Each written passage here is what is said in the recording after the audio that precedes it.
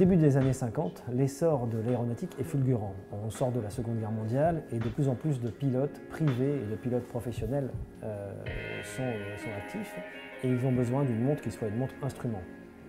Une montre instrument, la Breitling Navitimer. Donc elle est née en 1952 sous la houlette de Willy Breitling qui avait sorti 10 ans auparavant une montre qui était déjà avec un système de règle à calcul qui est la chronomate.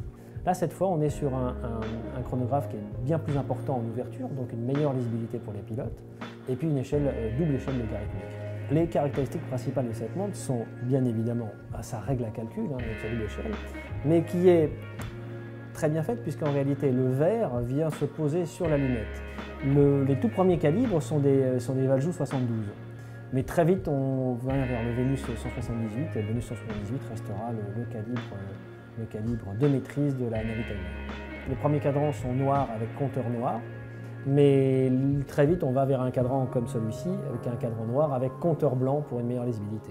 Les chiffres sont toujours des chiffres luminescents, chiffres arabes luminescents et index luminescents pour bien évidemment être vus dans l'obscurité dans le cockpit.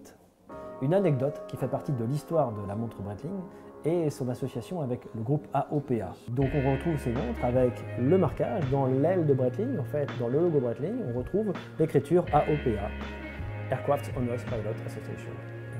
L'impact sur le monde horloger de la Breitling Navitimer est important, puisqu'on est au début des années 50, toutes les marques horlogères veulent participer en fait à cette aventure aéronautique, et Breitling a pris réellement un vrai kilomètre d'avance avec sa double échelle logarithmique et puis cette grande ouverture.